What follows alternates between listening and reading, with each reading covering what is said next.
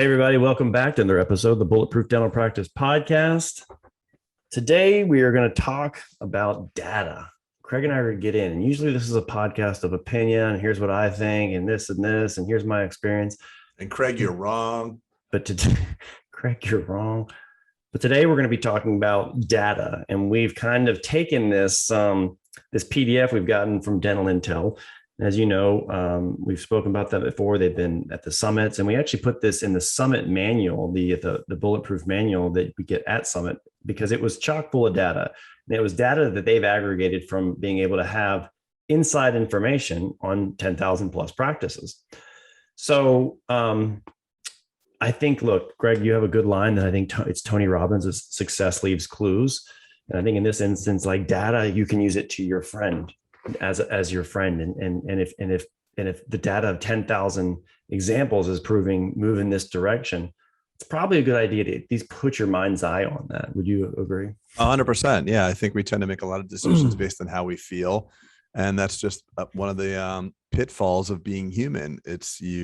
We are logical creatures by nature, but we have the animal mind too, and we run how we feel. And I think when it comes to running your business, it's really important that you pay attention to statistics. So this is incredible data, and I'm really excited to kind of flesh through it.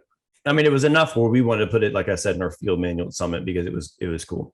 Huge. And look, if your analytics softwares are great, they're only as good as what you dig in and use. And I think Dental Intel, I mean, there's obviously practice by numbers and Divergent and there's all sorts of practice. Matter of fact, Craig, I meant to tell you this. I was going to show you this project before we hit record. Craig and I were looking at real estate and him buying this, and I was showing him some things. But I wanted to show you my own dashboard that I've been making just to kind of curate some of the things and put it all on one screen. But for yourself, your own net worth. Oh, that's very cool. No. My practice is based on using Google Sheets and Google's Data Studio. Oh, cool. It's really neat because I wanted it custom because I have multiple different practices, different locations, and there's different metrics that I want to see that we track internally, and I've shared that. But we digress. By the way, Peter, I'll just make it quick. Before Dental Intel, I got in touch with a guy who works for a large DSO, 100 practices, is pre-Dental Intel, and they were going to build me my own dashboard. And that was going to be 20 G's to build that dashboard. I didn't know about Dental Intel. This is before we started using them. And, I was using them first and you started using them. I was like, holy smokes. Like when you turn on the lights to your practice and you see all this data, it's it's really overwhelming at first. It's almost like you gotta eat this elephant one bite at a time. I remember you feeling that way. This can't be, is it because it's a shakeup from what you believe and what you think. So it's really important. Well, data, I always say this too, Greg, is that the thing that impresses us when we're looking at qualifying these metric software is the thing that becomes daunting when we put it into practice, meaning how am I where's the rubber meet the road? What lever am I going to push? But in the beginning, when you're looking at the demo, you're thinking, look at all this amazing stuff I'm going to do. The key takeaways, you're probably not going to do it. And there's probably 4 or 5 or 6 things that you really need to look at on the daily. But after that, there's some things maybe once a month or once a quarter, right? Just to make sure you're trending. Any software, Peter, any software, the guys who use Photoshop all the time, or Revit or all these CAD softwares, they use 10% because everybody uses a different 10%. So they have to be extremely robust, these softwares. And if you try to use it all, you'll be lost. So let's go to the key takeaways. I want to tell you though, an idea, because I'm never going to have, like you talked about in the last podcast, Craig, ideas that just sit on the shelf and never come to fruition.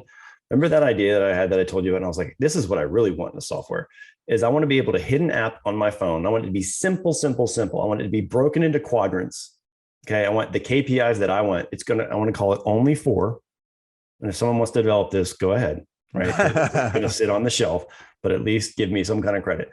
You literally hit the button on your phone. It opens it. It has one screen. It's broken into quadrants. There's 4 KPIs. If the background is green for the KPIs that you've established, that means you're good to go. Close your phone, go back to your family, go back to dinner, go back to, hanging out with your friends or doing sport, working out, whatever. If it's red, dig in and figure out, right? So you open it up and your quadrants, if all 4 quadrants are green, because the ones you define, good to go.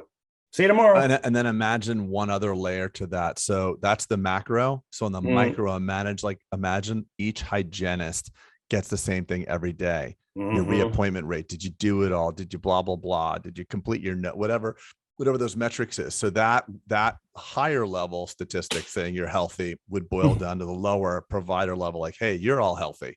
And then you could know, because I have a friend that runs, he has 35 truck dealerships, you know, a $1 billion company, and he has systems set up in place where all of his reviews with all of his lower people, he's got middle level management everywhere, but they come into the review with like, I'm great or I suck, essentially, because you've given them what they need. Like, how's it going? Well, here's my results. They're not great. Okay, what are you going to do about them? I'm going to fix it. Okay, good. So I think that your macro 4 squares could be broken down to a practice management. Or maybe it's 6, but whatever. Point yeah, is, whatever. It's got to be easy, because I think the best thing about using intelligence software is the frequency on which you use it, not from the data that it gives you. Yep. Right? Because it puts your psychology to work at the things you know are not working. Right. But if you look at it every quarter based on your quarterly reports from your CPA, it's a lag indicator and doesn't do much. And it's like, yeah, I had this software and I checked the box, but really it didn't do anything for my 100%. Moving the needle. So that was my idea. Having 2 software projects in the works right now, Craig. I don't want to add a third, so that's why I just wanted to share. So if anyone, I only know one software project. I know the dental one. It's a sneaky one. It's another dental one. It's another dental one. Are you going to make me buy into that one too? Being able to text to post-operative messages, videos is the Dental Hello project. Oh, cool. Oh yeah. I knew about that one. When do I have to? When do you make me buy into that one? Yeah, right. Shortly, you will get hit for the $20 billion valuation that it is. All right. So, Craig, as I'm sharing the screen right now, because we're going to give literally the takeaways on the takeaways of what they've established for this PDF. Like, so I'm sharing the screen. The ADD special, Craig, the ADD speciality.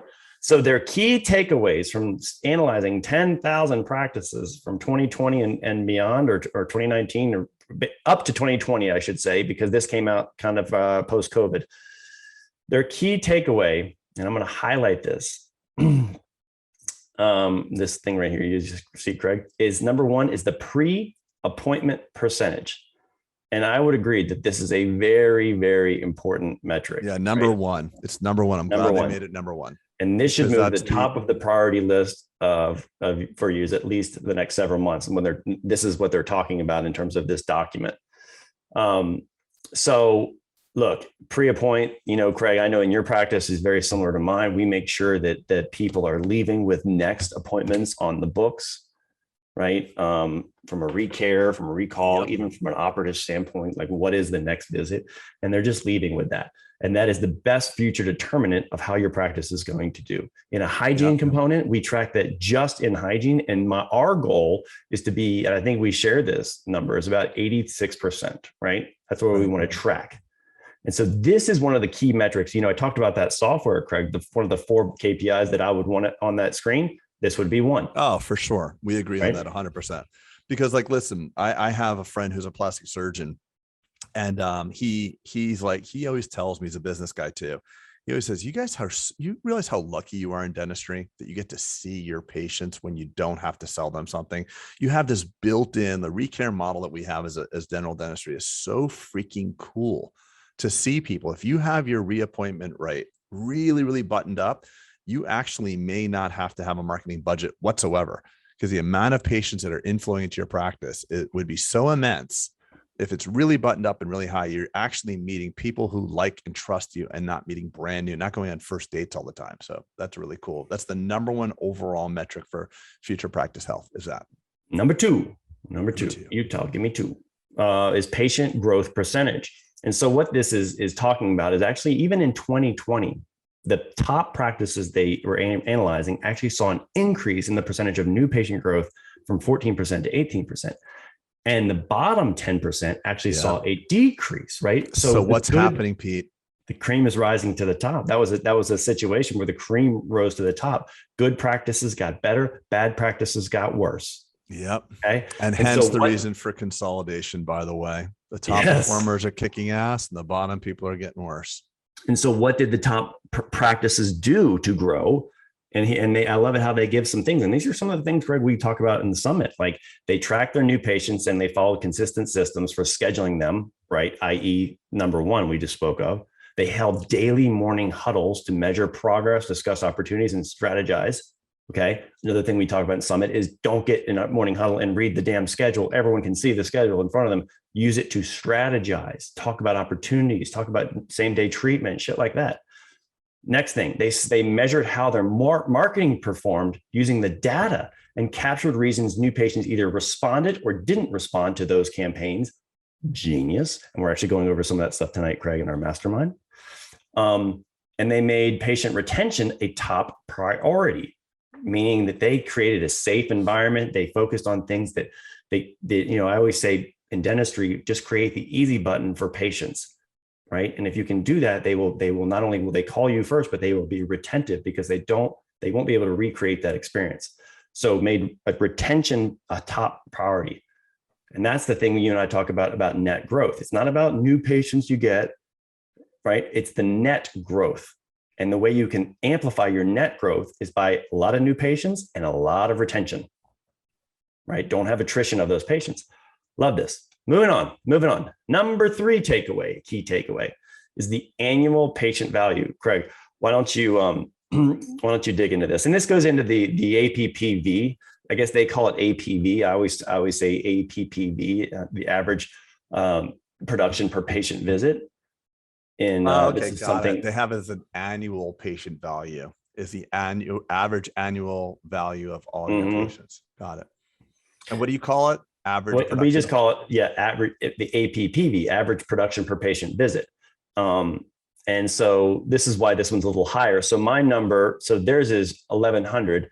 If my would just cut it in half because they're using it on an annual and I'm using it on patient visit, and assuming that there's 2 visits per year. I prefer the way you do it. I do too. Average production per visit. And I'll tell you why. Shakaru, I do too.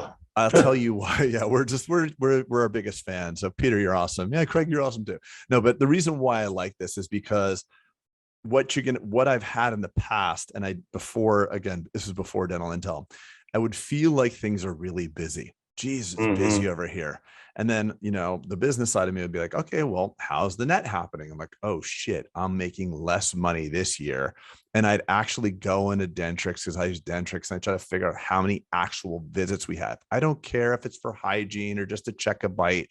Every time you bring a patient into the chair, it costs you money. You have to process them. You have to book them. You have to check them in. You have to clean the room. I want to make sure I know every time a patient sits in the chair, there's a lot of work that went into it. I want to know how much revenue we're generating for each one.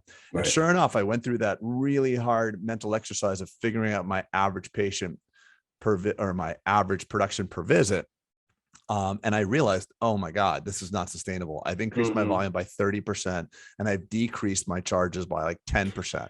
So I knew I had to do something. So that's correct. We talked about the in the last pod, talking about revenues and collections and Ebitda. The fastest way to increase your Ebitda is doing the most with your at bat that you have, meaning you only have a number of at bats in your practice, right? And this doesn't mean like getting this into sleazy sales and all this stuff. No, maximizing the captive audience that you have of that patient sitting there and doing bigger treatment plans. So I love what they've said here. Is they said, and this is the average patient value, number 3. It says one of the ways the top practices increased APV in 2020 was hyper focusing on collections. Okay. And they give you some examples, which I love. And we implemented this, Craig, and I would say that it was a great idea. So it was efficient, patient-friendly payment portal, as opposed to sending out statements and collections and doing phone calls and text. You remove barriers to people paying. And it's not because people don't want to pay. It's typically because they don't have a checkbook, or typically because they don't want to answer your phone call or whatever. But if you create an easy button for people to pay you, that's a great idea. And that's one suggestion they have. The second one they have was something I alluded to just a few moments ago, was the fact that they worked on increasing treatment acceptance percentage, not only with bigger plans, more ideal plans, but allowing patients to say yes to treatment, which equals more production, which equals then a higher annual patient value. Yeah. And really important for those on the insurance game. Not that there's anything wrong with it, but like I always say, insurance practices grow like weeds. You don't have to worry about if you set it and forget it and take the same 10 or 15 plans. Eventually, you will have an entirely insurance run practice, and you will see over time your average patient per visit or production per visit going down. You'll be busier and busier and busier. because it'll grow so fast. And the fee-for-service patients won't wait for you.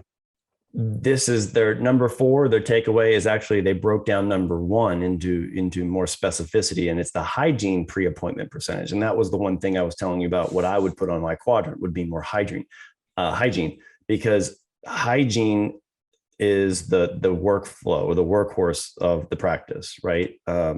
It's a rate limiting step too. It's your amount of encounters you have. So hygiene's so damn important. It's crazy how much chatter in our industry on the Facebook pages that you don't visit, where doctors are so mad at their hygienists and so mad about them making so much money, and I'll just do it myself. But like, that's the ultimate scaling process. That's why dentistry is such a great profession. We bring people in when they're not ready to buy. The only time you show up at the Ford dealer is when you're looking to buy a Ford. Mm-hmm. But the service department will bring you in there, and you have to wait for an hour. And all of a sudden, you're walking by. Oh, look at the new, Raptor, and next thing you know, no, there's no Raptors to be had, buddy. None. Well, I got one for sale. DM me. Only 40,000 over MSRP. No, my Raptors would give me trouble, by the way. But yeah, so we get the benefit to bring people in and encounter with us, which is awesome. Your workflow, and we get so excited about the new patient that walks in, like it could be some sort of great thing.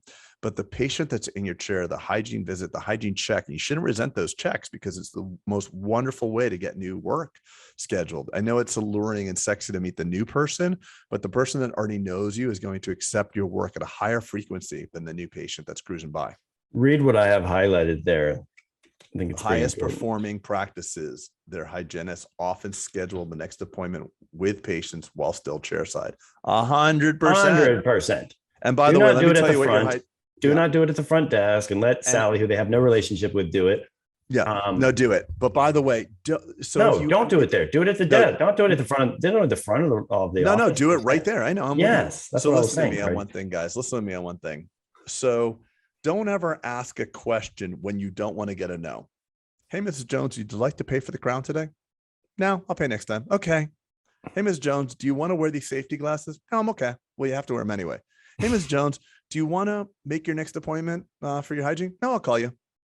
So don't ask a question if you don't want to know. Let's go ahead and handle your payment. I'm going to have you go ahead and put these safety glasses on to protect your eyes. Verbiage is Let's everything. go ahead and make your next hygiene appointment for 6 months from today, because in 6 months when you're due, we'll send you a postcard and it'll take you 2 months to get in, and you won't be on a 6-month recall. Let's go ahead and do it now. I don't have my calendar. Well, what about the same day and same time as last time? Okay, Wednesdays are usually good. How about 2, like it was last time? And we'll send you a text to confirm it. But don't ask them if they want to schedule their next appointment. The answer is going to be no. Sorry, I get it. I'm upset. I get excited about dude. The verbiage is everything. The presentation is everything. Like you're saying, like don't ask a question that you don't want the answer to. Don't just funnel the way you want it to go. Yeah. Greg, do you want to wear safety glasses? Yeah. Do you want to pay me right now? Do you want to wear a dental dam? No, not really. Okay, I have to do it though because it's a root canal. Yeah. So the bottom 10% practices, their pre-appointment percentage is about 30%. What did I tell you was ours, Craig? Just as a quiz to see if you ever listened to me. 86%. There you go, buddy. No, I wasn't listening to you. I wasn't listening to you. Okay, but you still nailed it. No, and the top, and in their data, the top 10% of the highest performing practices are around 77 to 70%.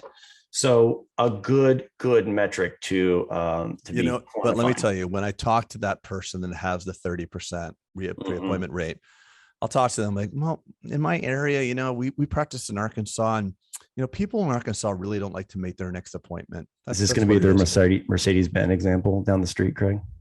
No, I've used that one only 7 times, but I'm just saying, like, you know what it is? It's my area. They don't have that. So listen, your input equals your output. So there's a lot of defeatist attitudes. They're like, yeah, well, it just doesn't work where I live. People don't not like that, but it's true. Like, watch your numbers, watch it, watch your percentages. But it's funny. You could probably almost tell by looking at this metric alone without looking at revenues over practice. Show me your pre-appointment. I bet you I could tell you how it's performing per operatory. Yep. You know what I'm saying? Yep. 100%. All right. And then I think this is the last key. Well, by the way, I want to add a number 6 No. Okay. Yeah. Okay. Yeah. Well, You might, wait for us to do I number know, 5 there. but I'm going to forget when we get there. I'll forget, Peter. Okay. We'll Because write we it make it down. 4.5. Use that pen and paper in front of you and write it down.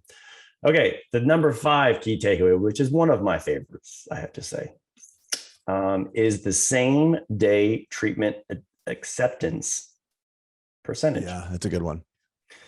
So here is what, and honestly, this is one that I think I always have said it can categorically change the momentum of a practice, by being able to reserve some bandwidth in your schedule for that Yes. captive audience, right? Saying like, look, Miss Jones, we've had a cancellation, which could be BS. It doesn't matter. You preserve that for her or someone else.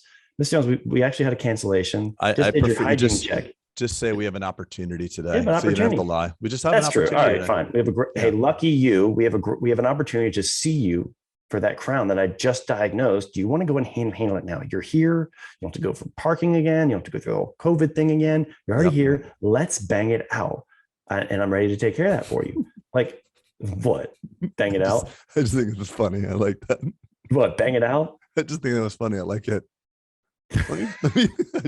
Let's move on. Sorry. Let me have my moment. I'm sorry. Okay. So, I just think that's funny. So anyway, and you know who taught me that and really impressed upon? I always talk about my buddy Marvin Berlin. You love him. Texas. I did because he's like no. I think he's amazing. He's amazing. I've always been a fan. And he was a big advocate. And I remember him being a mentor to me early on and saying, Pete, what you really need to focus on is same day opportunities. He's like, it'll change. 100%. It can double the revenues of where you are, kind of thing. Because it gets rid of some of that idle time. So 100%. This is another metric. So the key takeaway from this one is that the top 10% practices in the nation are utilizing this at a 48% same day treatment acceptance. And by the way, there's another layer to this too. If you are going to be doing a crown and a posterior tooth, you're scheduled for that crown. It's number 30. 29 has a DO, 31 has an MO amalgam. Please ask your patient, do those silver fillings bother you? Do those metal fillings bother you? Do you mind having those? If they say, why should I mind having those? Well, just say, but legally, when I take it out of your mouth, I can't flush it down our toilet because I'm not allowed to put it in our sewer system. But let me just finish this for 1 second, because the same day treatment is sweaty back right now. I'm just going to because I read it wrong, I interpreted it wrong, and I want to fall on the sword. It's not same day treatment. Can I finish? All right, go ahead. Let me, sorry, but it's okay. You might have to start over, bud. No, come on. No. Okay. If you want to start over, you do it, but put this one up and then you do one on your own. So just let me add this. So for me, same day treatment acceptance, or even same day add-on or whatever, we're going to roll with that. Because like when you're scheduled to do that crown, and if you have CEREC, or if you're going to take an impression or whatever, the added amount of time to add those 1 or 2 procedures while the patient's in the chair and I'm in the quadrant is immensely opportunistic. Never mind that I can afford to have 2 fillings or whatever like that.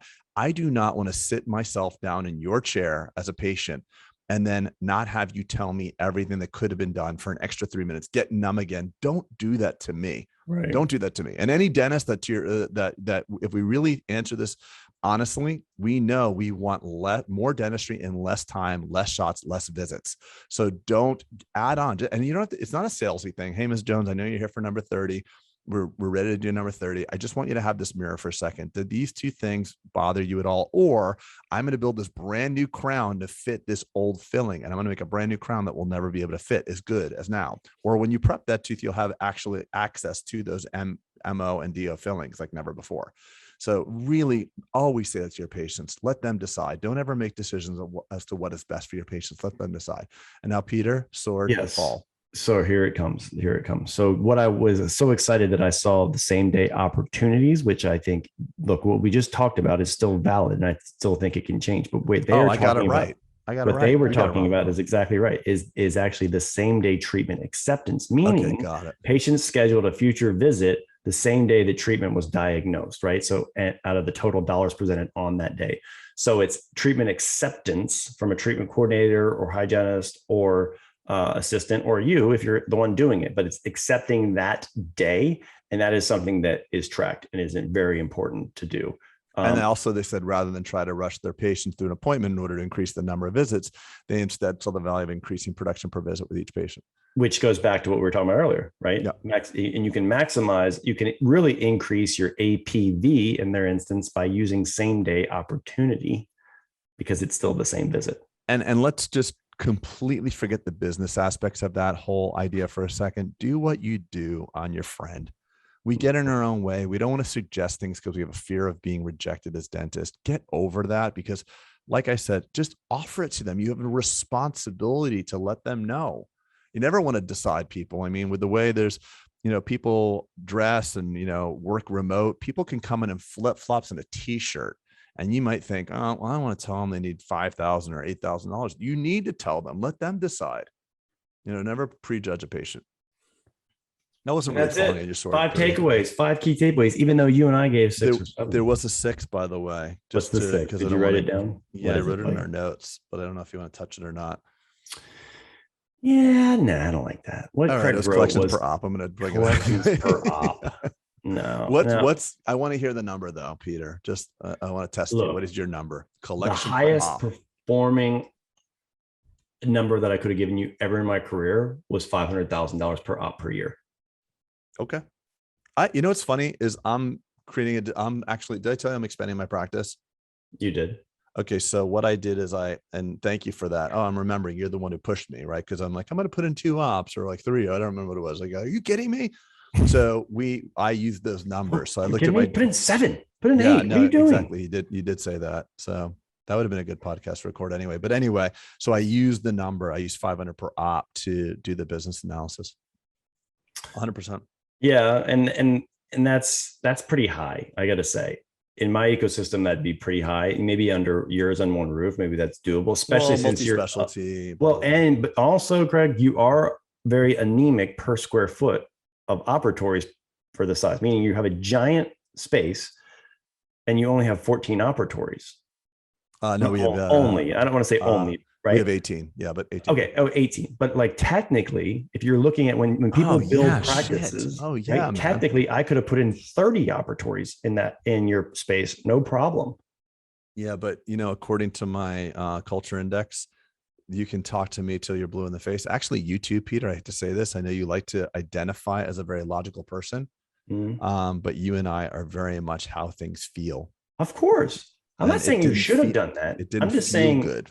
Yes, I agree with you. You were pretty anemic, meaning you don't have to recreate the waiting room that you have the giant. Oh, so yeah, it's just my bolting waiting room, on. My reception area, it's not a waiting room because people don't wait, but my reception area, it has never people in it.